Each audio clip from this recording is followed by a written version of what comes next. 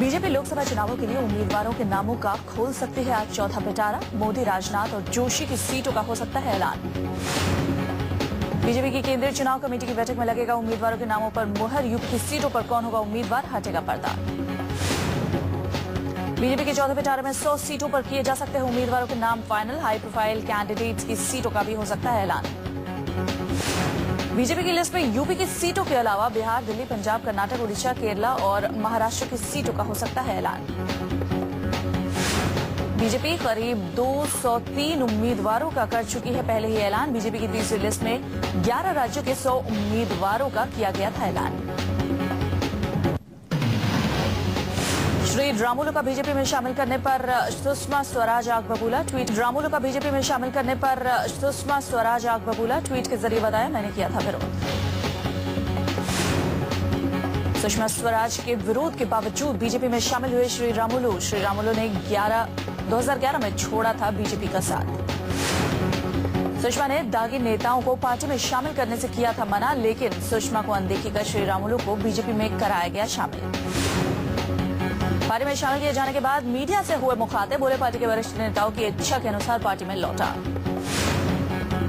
2011 में अलग पार्टी बनाने पर दी सफाई, कहा आत्मसम्मान को चोट लगी तब बनाई थी अलग पार्टी। जेडीयू आज जारी करेगी लोकसभा चुनाव के लिए उम्मीदवारों की पहली लिस्ट। विधानसभा उपचुनाव के लिए करेगी उम्मीदवारों का ऐलान। जेडीयू के अध्यक्ष शरद यादव आज 12:30 बजे करेंगे प्रेस कॉन्फ्रेंस में करेंगे उम्मीदवारों की सीटों का ऐलान। जेडीयू की केवल बिहार में है सरकार। लोकसभा चुनाव के लिए एक उम्मीदवार के नाम पर हुआ है मंथन। बिहार के मुख्यमंत्री नीतीश कुमार, पार्टी अध्यक्ष शरद यादव और प्रदेश अध्यक्ष वशिष्ठ नारायण सिंह ने उम्मीदवारों के नामों पर की चर्चा के बाद प्रत्याशियों के नाम हुए फाइनल। पार्टी अध्यक्ष शरद यादव ने आधा दर्जन विधायक और सांसदों ने की थी मुलाकात। दूसरे दलों से आने वालों को टिकट नहीं दिए जाने की थी मांग। कांग्रेस उपाध्यक्ष राहुल गांधी आज गूगल हैंगआउट के जरिए देश भर के पार्टी कार्यकर्ताओं से करेंगे संवाद। पार्टी कार्यकर्ताओं में जान फूंकने के लिए राहुल करेंगे संवाद। सुबह 11 से 12 बजे तक चलने वाले इस कार्यक्रम में पार्टी के ब्लॉक, जिला और प्रदेश अध्यक्ष स्तर तक के नेताओं से करेंगे सीधा संवाद। माना जा रहा है कि देश भर के कार्यकर्ताओं से सीधा संवाद की ये रणनीति चाय पर चर्चा के मुकाबले अपनाई गई है। बताया जा रहा है कि गूगल हैंगआउट कार्यक्रम पार्टी के युवा नेता आगे जारी रखेंगे, जबकि आज के संवाद की पहली कड़ी में पहला घंटा राहुल और पार्टी कार्यकर्ताओं तक सीमित होगा। कार्यक्रम को कामयाब बनाने के लिए पार्टी ने दिशा निर्देश पहले ही कर दिए थे जारी। इसके तहत पार्टी के जिला और प्रदेश अध्यक्षों को बड़ी स्क्रीन के साथ 200 लोगों के साथ बैठने की जगह का करना था चयन। आम आदमी पार्टी के राष्ट्रीय संयोजक अरविंद केजरीवाल का बेंगलुरु में आज रोड शो। बेंगलुरु की जनता से अपने रोड शो के जरिए करेंगे संवाद। केजरीवाल आज पार्टी के पक्ष में माहौल बनाने के लिए रोड शो करेंगे, जबकि कल रैली के जरिए पार्टी उम्मीदवारों के लिए करेंगे प्रचार। आईटी हब कही जाने वाली कर्नाटक की राजधानी बेंगलुरु में 17 अप्रैल को होगा मतदान। आपको चंदा देने वाले टॉप 4 राज्यों में एक कर्नाटक भी है। पार्टी ने बेंगलुरु सेंट्रल से इन्फोसिस के पूर्व सीएफओ वी बालकृष्णन को चुनावी मैदान में उतारा है। बालकृष्णन 1 जनवरी को पार्टी में हुए थे शामिल।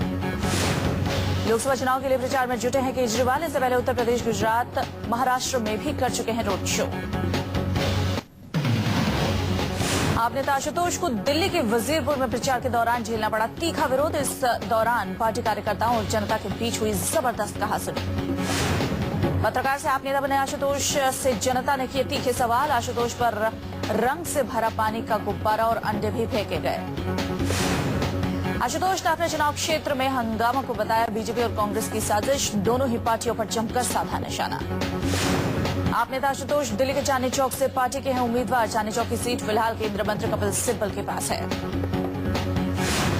आशुतोष से कुछ लोग करना चाहते थे सवाल, पूछना चाहते थे। जब वो मीडिया में थे इन्हें भ्रष्ट नेता नजर आते थे, आज इन्हें मीडिया बिकाऊ नजर आ रहा है। यूपी के जगदीशपुर में कुमार विश्वास के काफिले पर हमला। कुमार विश्वास की कार का शीशा टूटा। हमले में जख्मी हुए कवि कुमार विश्वास।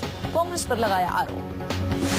खुद कुमार विश्वास ने ट्वीट के जरिए दी हमले की जानकारी। सोशल नेटवर्किंग के जरिए समर्थकों को संयम बरतने की अपील की। हमले में कई कार्यकर्ता हुए घायल।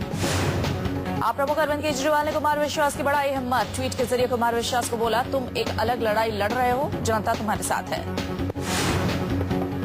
कुमार विश्वास ने न्यूज 24 को बताया हमले में कांग्रेस की कारस्तानी, राहुल गांधी पर साधा निशाना। कुमार विश्वास ने बताया हमले में कई कार्यकर्ताओं को बनाया गया बंधक।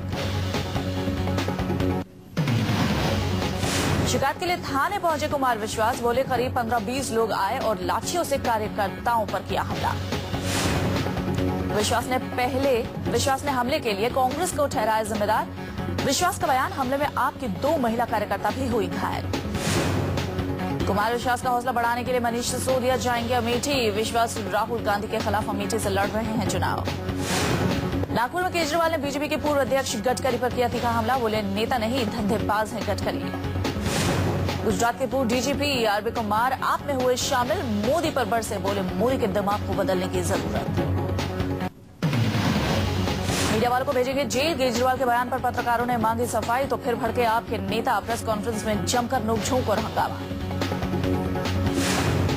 बयान पर केजरीवाल का यू टर्न, बोले कहीं पत्रकारों को जेल भेजने की बात, लेकिन मोबाइल में कैद धमकी ने खोल डाली पोल। नागपुर में केजरीवाल ने फिर मीडिया पर उगली आग, कारोबारी घराने के इशारे पर काम करने का लगाया आरोप। दिल्ली में पार्टी कमांडरों की पत्रकारों से तू मैं। केजरीवाल ने नागपुर की डिनर पार्टी में मीडिया पर निकाली थी भड़ास, बोले सत्ता में आए तो पैसे लेकर मोदी का प्रचार करने वालों को भेजेंगे जेल। महाराष्ट्र के नागपुर के टुली होटल में आपकी ओर से चंदा जुटाने के लिए रखी गई डिनर पार्टी, चंदे के नाम पर वसूले गए 10-10 हजार।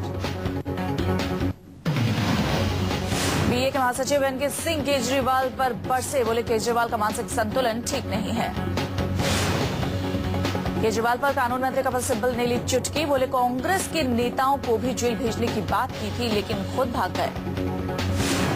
दिल्ली बीजेपी के अध्यक्ष हर्षवर्धन ने भी केजरीवाल पर बोला हमला, कहा मीडिया ने केजरीवाल के असली चेहरे को देखा। सीपीएम की नेता वृंदा कारत ने भी दिल्ली के पूर्व सीएम अरविंद केजरीवाल पर साधा निशाना, बोली केजरीवाल चीखते हैं तो भी मीडिया उनको कवर करता है, तो उनको इस तरह की बात नहीं करनी चाहिए। अरविंद केजरीवाल के बयान पर बरसे अन्ना, बोले केजरीवाल का मीडिया को बिका हुआ बताना गलत।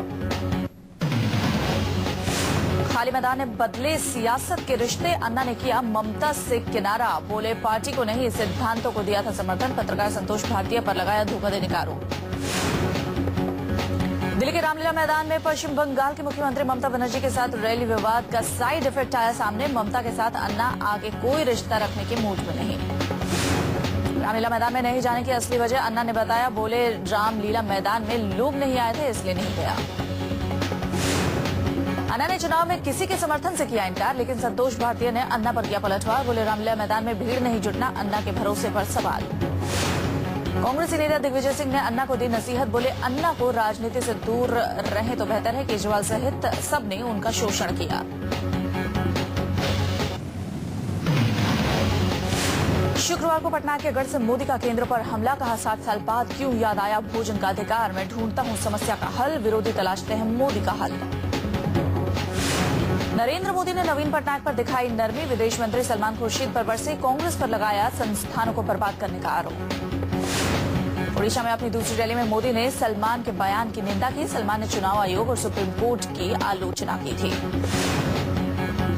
मोदी ने इंडियन नेशनल कांग्रेस को कहा इंस्टीट्यूशन नेग्लेक्टिंग कांग्रेस, बोले संस्थानों पर हमला करना और उनकी आलोचना करना सत्तारूढ़ कांग्रेस की आदत। ओडिशा के संबलपुर में फिर गरजे मोदी, कहा विकास नौकरी समृद्धि और गरीबों के आंसू पोंछने की राजनीति करना चाहता हूं। बीजेपी के गले पड़ा टिकट बंटवारा, गिरिराज सिंह टिकट लौटाने पर अड़े, अश्विनी चौबे और शत्रुघ्न सिन्हा भी नाराज, मोदी और राजनाथ की सीट पर भी सस्पेंस बरकरार। सुप्रीम कोर्ट में मोदी समर्थक वकीलों के खिलाफ वकीलों का प्रदर्शन, वकीलों पर मोदी के कार्यक्रम से खफा। शाहिद इलाही ने बताया दिल्ली में 5-10% वकील मोदी के समर्थक। नमो नमो का राग अलापने वाले योग गुरु स्वामी रामदेव ने लोकसभा चुनाव करीब आने पर लिया यू टर्न, एनडीए और बीजेपी को समर्थन देने के मुद्दे पर फिर से करेंगे विचार।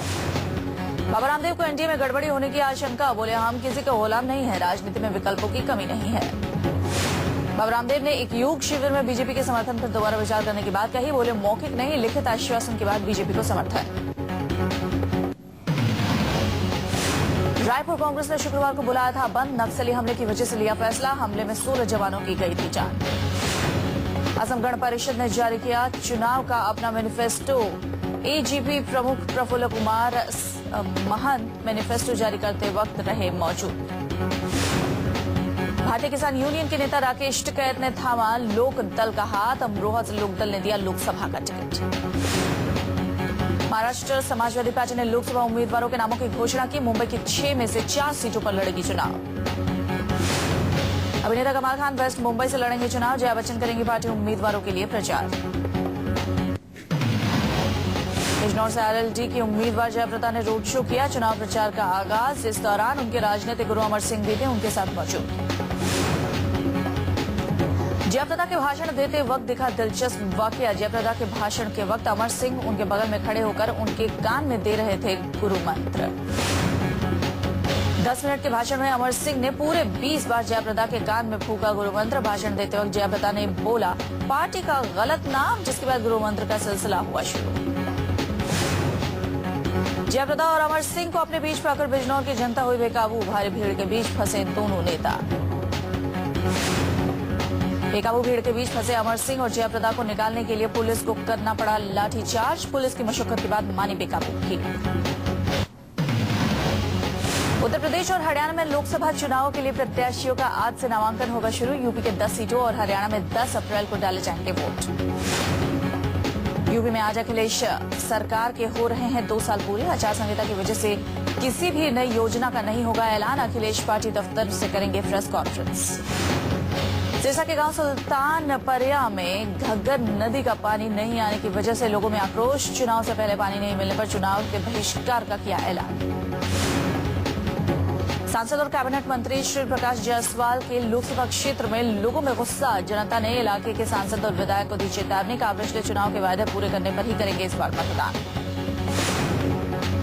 अकबरपुर लोकसभा क्षेत्र में भी लोगों का आक्रोश। चुनाव मैदान में है कांग्रेस के ही सांसद राजा रामपाल। लोगों ने बड़े बड़े बैनर पर लिखा रोड शो बनवाने में शर्म लगती है तो क्या वोट मांगने में शर्म नहीं लगती। अमरावती में शुक्रवार को हुई महायुति रैली। शिवसेना अध्यक्ष उद्धव ठाकरे ने केंद्र और सूबे की सरकार पर साधा निशाना। कहा किसान बर्बाद हुआ, लेकिन राहुल महाराष्ट्र में रोड शो करने में थे मशगूल। दिल्ली के मयूर विहार में बीती रात रफ्तार और कॉकटेल की वजह से हुआ हादसा। आपस में भिड़ी 2 कार। हादसे में नहीं लगी किसी को गंभीर चोट। गाजियाबाद के वैशाली मेट्रो स्टेशन के पास एक नौकरी पेशेवर दंपति से 6 लाख रुपए की ज्वेलरी की लूट। ज्वेलरी और मोबाइल फोन लूटा। नवी मुंबई क्राइम ब्रांच ने 24 लड़कियों और 11 लोगों को किया गिरफ्तार। केसीबीडी बेलापुर के नाइट टिंगल बार में डांस और देव व्यापार का कारोबार धड़ल्ले से चलने की मिली थी पुलिस को जानकारी। होली का त्योहार आते ही नकली खोए की खपत बाजार में बढ़ी। यूपी के गोड्डा से 200 किलो नकली खोया और 60 किलो खराब रसगुल्ला खाते विभाग ने किया जब्त। मुंबई में एक और मौत का आशियाना। 4 सेकंड में धराशायी हुई 7 मंजिला इमारत। 7 की मौत। मलबे में कईयों के दबे होने की आशंका।